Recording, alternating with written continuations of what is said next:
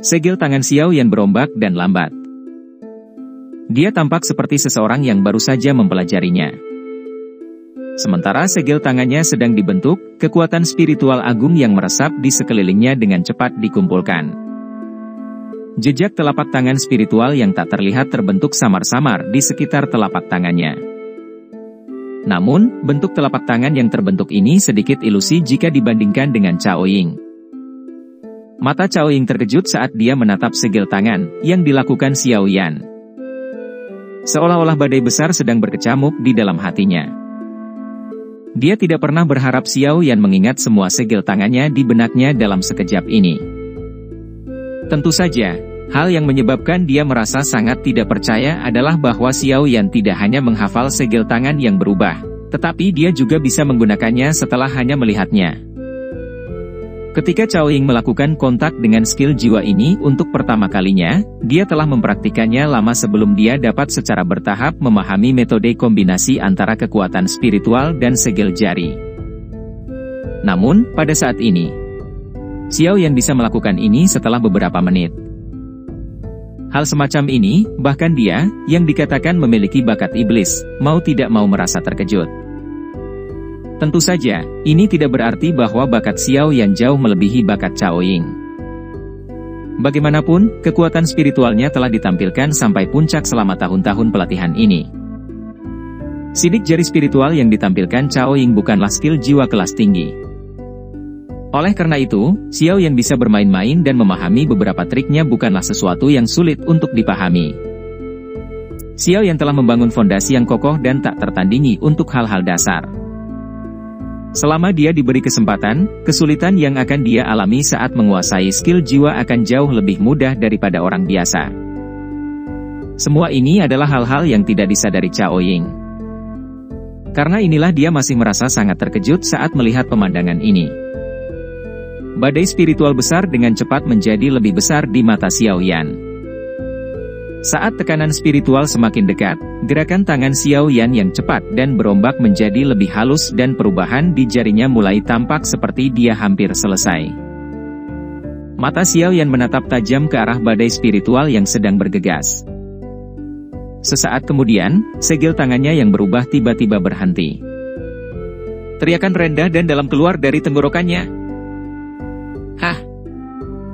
Teriakan itu seperti guntur.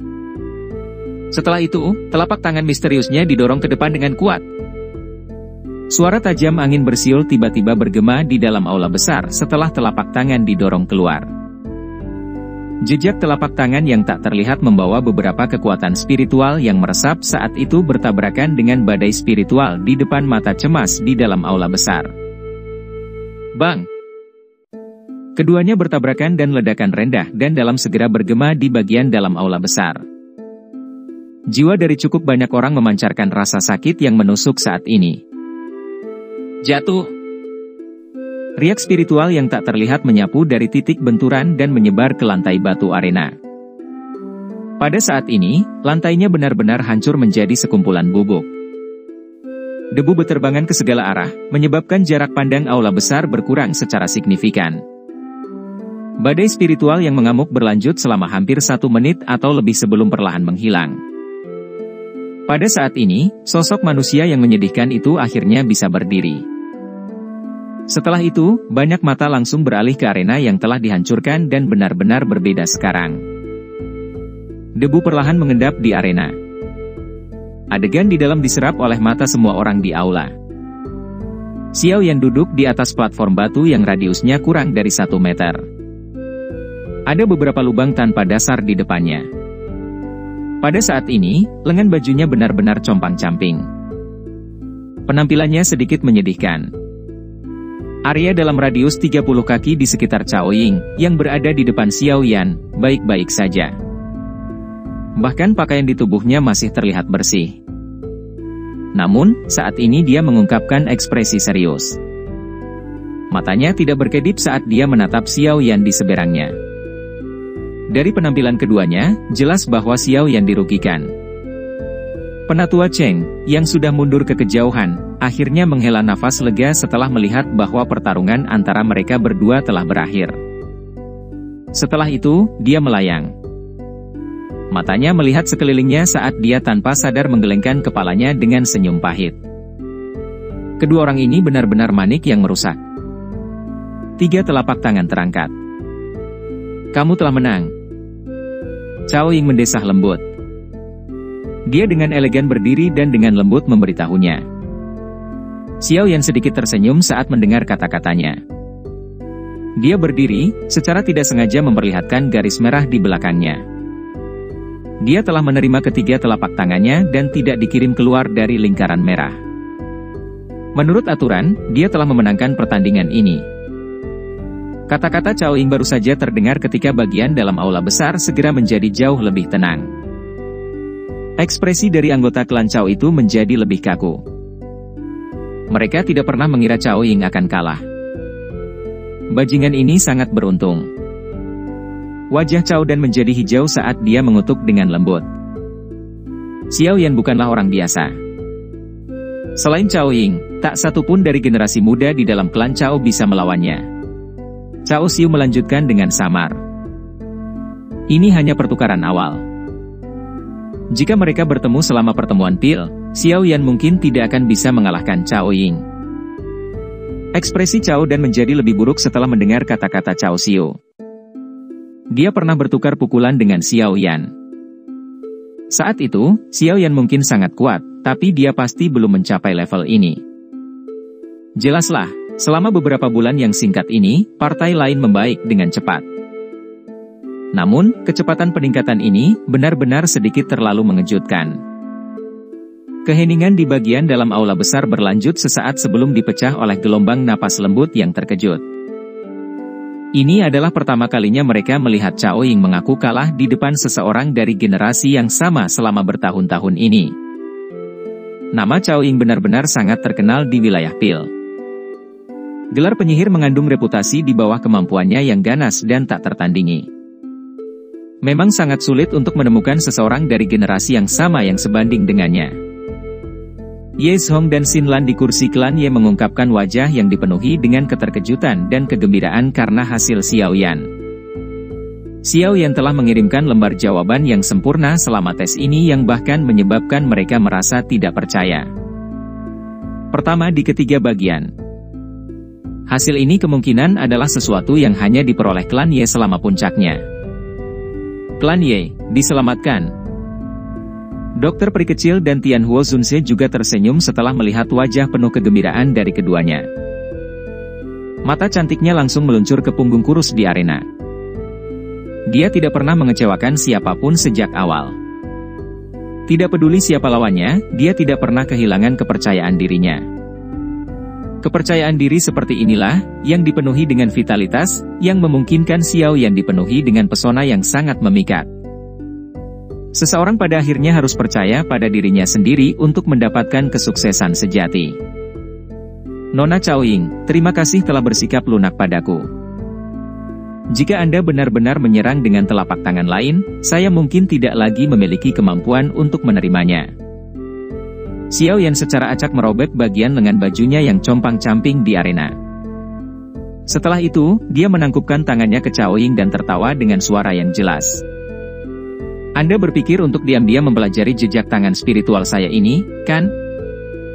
Cao Ying berbicara dengan setengah tersenyum sambil mengangkat matanya yang cantik setelah melihat sikap Xiao Yan yang bebas dan santai.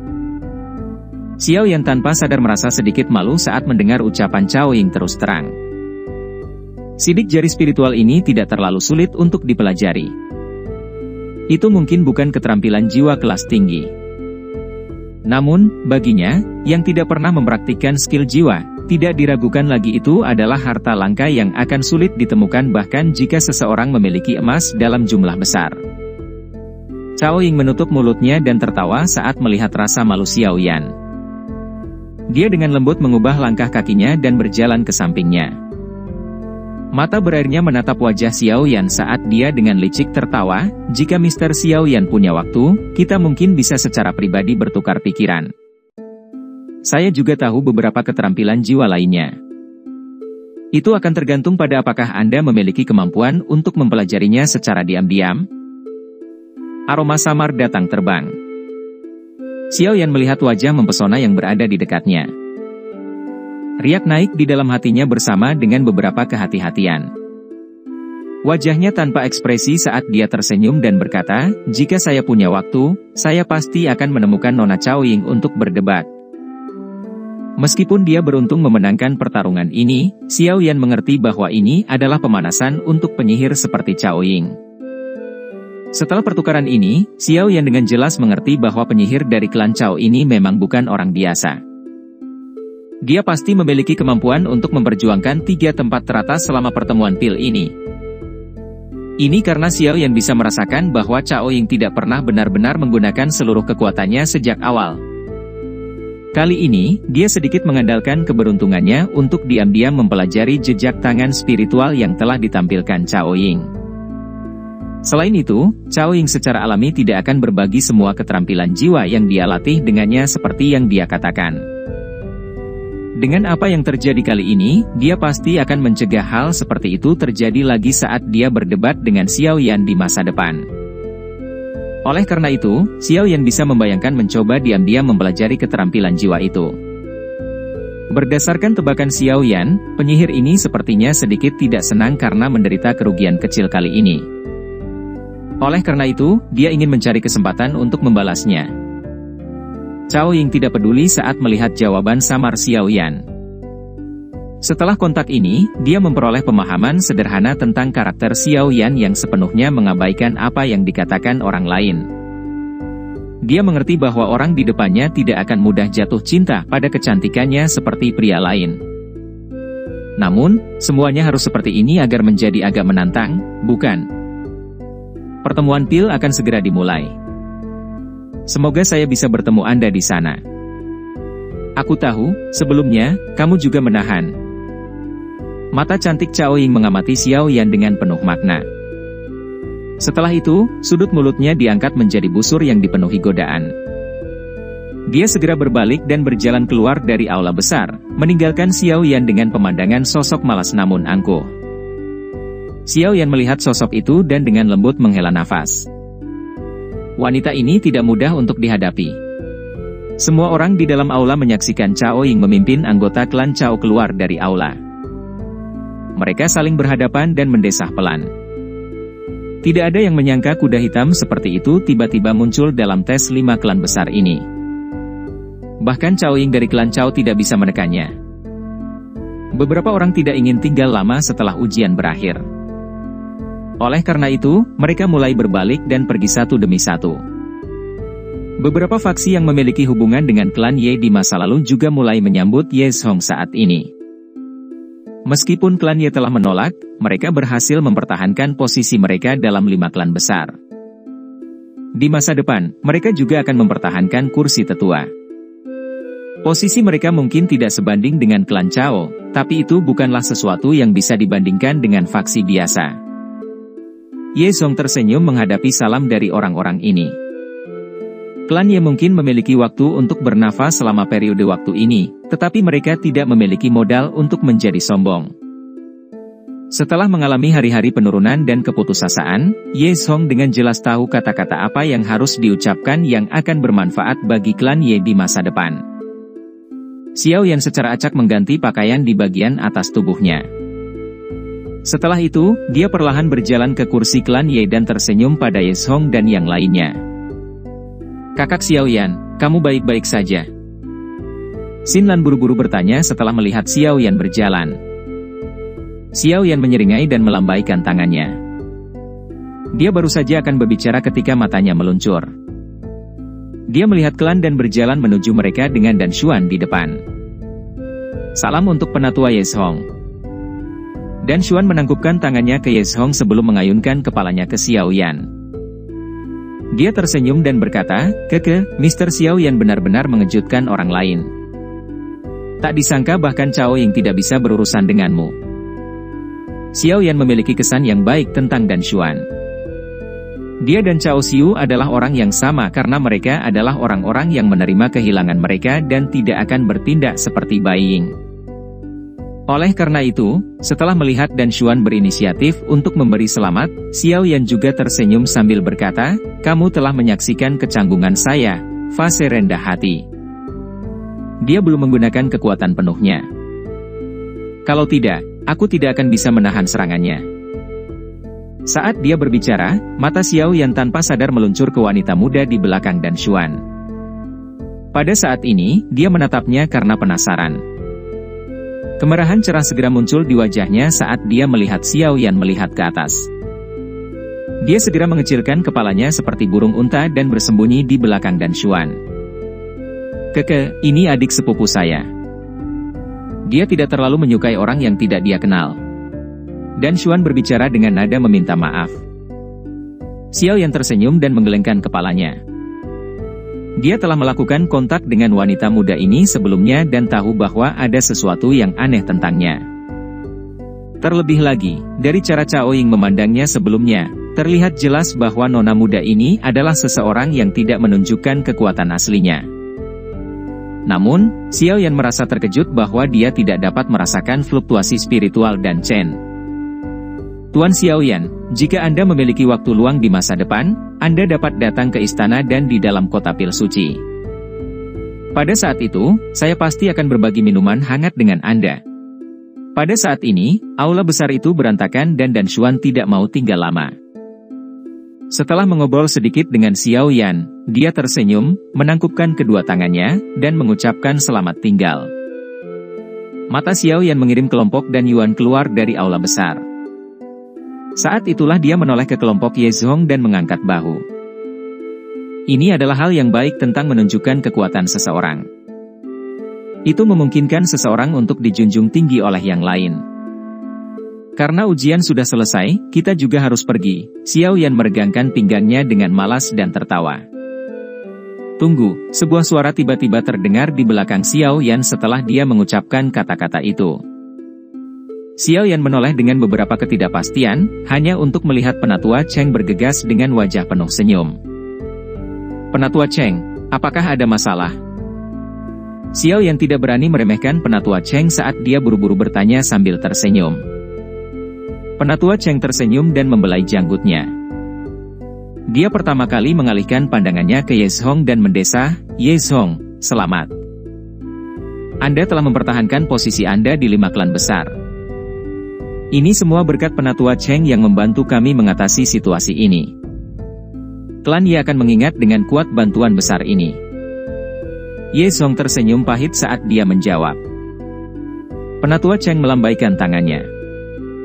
Matanya tertuju pada Xiao Yan saat dia berkomentar sambil tersenyum, namun, klan Ye Anda benar-benar telah menemukan penolong yang luar biasa kali ini. Anda disebut Xiao Yan, kan? Xiao Yan tersenyum dan mengangguk. Saya telah mendengar masalah Anda dengan lembah sungai es. Yao Chen adalah gurumu, kan? Penatua Cheng tersenyum saat dia bertanya. Mata Xiao Yan berubah sedikit dingin. Sebelum dia bisa menjawab, Penatua Cheng melambaikan tangannya dan tertawa, tidak perlu terlalu cemas. Jika kita akan membicarakannya, bahkan diriku yang dulu menerima nasihat Yao Chen saat itu. Hati Xiao Yan sedikit rileks. Dia ragu sejenak dan memutuskan untuk tidak menyembunyikan siapa gurunya. Setelah itu, dia perlahan menganggukkan kepalanya. Penglihatan orang tua itu masih setajam itu, sungguh iri. Penatua Cheng menghela nafas. Nada suaranya mengandung kecemburuan yang tidak bisa disembunyikan. Xiao Yan hanya bisa tersenyum mendengar kata-kata ini. Alasan Anda datang ke daerah pil kali ini seharusnya karena pertemuan pil kan? Penatua Cheng mengubah topik dan tiba-tiba bertanya. Xiao Yan tidak menyembunyikan apapun tentang ini. Dia segera mengangguk. Pertemuan pil akan segera dimulai, namun, saya berharap Anda akan ikut dengan saya ke Menara Pil sebelum itu. Mungkin ini bisa membantu Anda. Penatua Cheng membelai janggutnya dan menyarankan dengan serius. Xiao Yan sedikit terkejut saat mendengar kata-katanya. Dia bertanya dengan ragu-ragu, pergi ke Menara Pil. Xiao Yan selalu mengadopsi sikap takut dan hormat terhadap Menara Pil. Makhluk besar ini mampu menempati peringkat di samping Hall of Souls. Sepertinya kekuatannya sangat menakutkan. Kupikir ketua asosiasi dan yang lainnya akan tertarik untuk bertemu denganmu. Bertemu dengan mereka tidak akan merugikanmu. Penatua Cheng dengan sungguh-sungguh menjelaskan setelah merasakan keraguan Xiao Yan. Ketua Asosiasi? Jantung Xiao Yan berdebar kencang. Seseorang yang dipanggil seperti ini oleh Penatua Cheng, yang merupakan salah satu dari 8 sesepuh Menara Pil yang agung. Siapa lagi selain 3 kepala misterius Menara Pil? Dari apa yang saya saksikan, sepertinya Anda sangat tertarik dengan jejak tangan spiritual Cao Ying. Sidik jari spiritualnya dipelajari dari Menara Pil. Penatua Cheng tertawa. Suaranya menggoda. Godaan itu bukannya tidak berguna. Mata Xiao Yan segera beralih ke Penatua Cheng. Dia merenung sejenak sebelum perlahan mengangguk. Dengan kekuatan dan posisi Menara Pil, mereka tidak perlu memainkan trik apapun jika mereka ingin menyakitinya. Oleh karena itu, tidak masalah untuk menerima. Mari kita sepakati masalah ini. Saya pribadi akan menuju ke Istana Ye untuk membawa Anda ke Menara Pil dalam beberapa hari. Penatua Cheng akhirnya tersenyum dan menjawab setelah melihat Xiao Yan mengangguk. Xiao Yan menyeringai dan mengangguk lagi setelah mendengar kata-kata tetua itu. Dia mengobrol sebentar lagi dengan Penatua Cheng sebelum meninggalkan aula besar dengan Ye Zong dan yang lainnya. Senyum di wajah Penatua Cheng perlahan ditarik saat dia melihat punggung Xiao Yan menghilang ke kejauhan. Dia bergumam, dari apa yang dikatakan Ketua Asosiasi, Hall of Souls akan mengirimkan beberapa orang untuk berpartisipasi dalam pertemuan pil ini. 3.000 api pembakar ini tidak boleh mendarat di tangan mereka. Oleh karena itu, semua pil tower bisa lakukan adalah mencoba yang terbaik untuk mencari beberapa orang yang dapat dipercaya dengan keterampilan untuk mengalahkan Hall of Souls. Ujian dari 5 klan besar dianggap sebagai acara besar di dalam kota pil suci. Cukup banyak faksi yang memperhatikan hasilnya. Oleh karena itu, segera setelah tes selesai, apa yang terjadi di dalam aula besar tampaknya telah menumbuhkan sayap saat berita menyebar. Klan Ye telah mendapatkan posisi teratas. Informasi ini seperti bom berat bagi faksi dan orang-orang menunggu penghinaan dari klan Ye. Banyak orang bahkan telah mendiskusikan apakah klan Ye memenuhi syarat untuk mempertahankan posisinya di antara 5 klan besar. Namun, informasi yang tiba-tiba ini sepertinya telah memberi mereka tamparan yang kejam, menyebabkan banyak orang menjadi tidak percaya.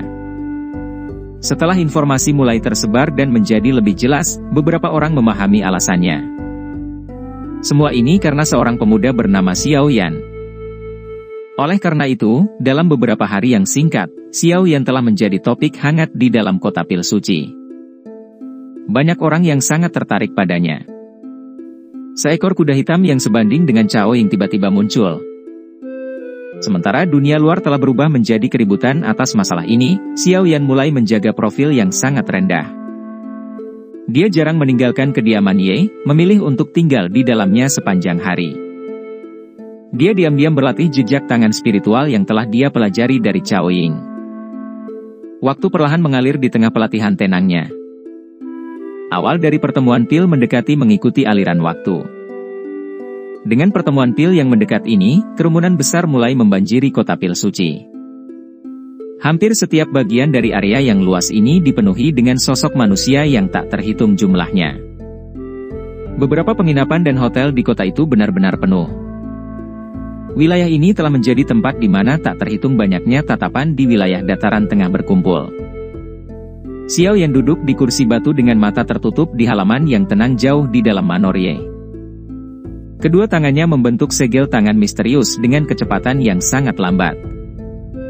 Jika seseorang mengamati dengan cermat, seseorang akan menemukan bahwa segel tangan ini membentuk sidik jari spiritual yang diam-diam telah dipelajari Xiao Yan dari Cao Ying saat itu. Meskipun Xiao Yan dianggap lambat dalam menggunakan segel tangan ini, dia tidak lagi tampak asing dengan segel tersebut.